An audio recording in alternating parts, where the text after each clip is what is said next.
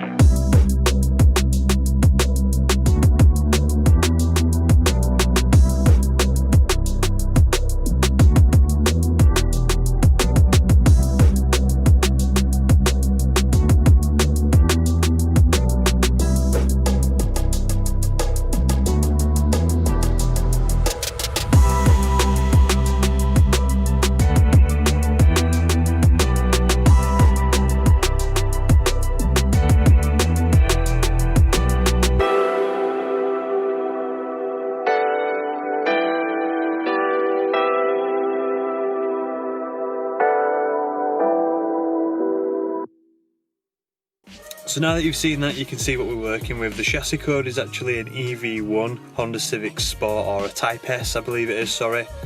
Yeah, it's definitely a Type S. 2 litre K20A3 engine, so not quite as balanced and as strong as the K20A2 conrod and piston wise, but still a K20 nevertheless. Apparently those conrods are good for 300 horsepower. Now, I don't know what my dad's got in store for it. He's bought a number of parts, and I'll just go through those very quickly. But there's been discussions going backwards and forwards between me and my dad saying, you know, should we K20A2 it? Should we K24 it? Shall we? Various discussions. So the list that he's got at the moment, it's mainly sort of aesthetic and bolt-ons. It's already got, as you've seen, some 17-inch wheels, and they're rocking some 215/45/17 tyres, so slightly wider than the 205s that come on the Type R standard. To accompany that, suspension and brake wise, he's going to upgrade the front calipers to match that of the Type R. So he's going for some Type R EP3 front calipers, discs, pads. The rear brakes on that particular car are already Type R size, Type R diameter, Type R, Type R calipers, etc. They are 5-lug wheels as well, 5-lug hubs. So as well as the calipers, he's also got Type R springs and shocks that are going to be going onto it. DC5 rear anti-roll bar as well, so it's the same diameter, I believe, as the JDM EP3 rear roll bar, which is slightly thicker than the UK one. So suspension and brakes wise, it's going to be a JDM EP3. Aesthetics wise, he's got the EP3 front lip to go onto it, the facelift one obviously. EP3 pre-facelift JDM headlights, so they're the sort of black coverings, if you like, the sort of black inserts on the headlights. So similar to the EK9 ones that I've got on the EM1, he's going to be fitting the EP3 equivalents on the EV1. Pre-facelift tail lights as well. Now they're actually something that I'm buying my dad to fit on the car. Engine wise, so far he's got a lightweight flywheel, he's got a DC5 PEC intake manifold and throttle body. Now he's 50-50 onto, as to whether or not to fit that. He bought it in the belief that it would be freer flowing, but apparently the head and the valve train and how it works on that particular car is one valve opens before another, creating a swirl effect into the combustion chamber from the intake. Valves opening in not simultaneously but in a sort of stepped way, so we think that that's going to end up causing a lack of power or a loss of power rather than a performance gain. So he's going to sort of keep that intake manifold just on the back bench, that fanny mould, that flashlight, whatever you want to call it.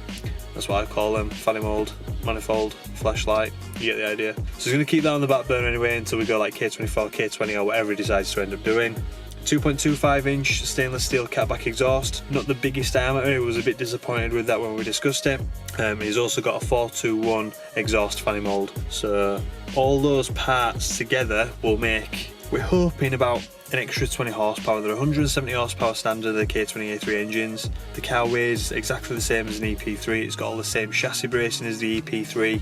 It just doesn't have the This doesn't have the springs, like the spring diameters when we compared them to the ones fitted on the car to the ones that we've got in his garage that we were holding in his hands at the time. The spring diameter is so much thicker, you can just tell that it's going to be a lot stiffer and potentially a little bit lower as well. Apparently it drops it about 10-15 mil moving to the Type R springs, so it's going to be cool. It's going to be cool. I have seen pictures of this done before, or at least aesthetically done before, where they've made like a spoon 5-door Type R, or a Type R out of an EV1, carbon bonnet and all that sort of stuff, EP3 headlights with the black sort of surrounds on the headlights. But it's going to be cool. I think it's going to be cool. So if you're interested in this build, then please hit subscribe, share this video as well if you know anybody else that'd be interested in this particular build, and hopefully, fingers crossed, we can get a bit more content on the channel, because now there's going to be like 2 of us sort of working on cars as and when we can. I am going to be bringing this and the Mrs. Swift round to my dad's at some time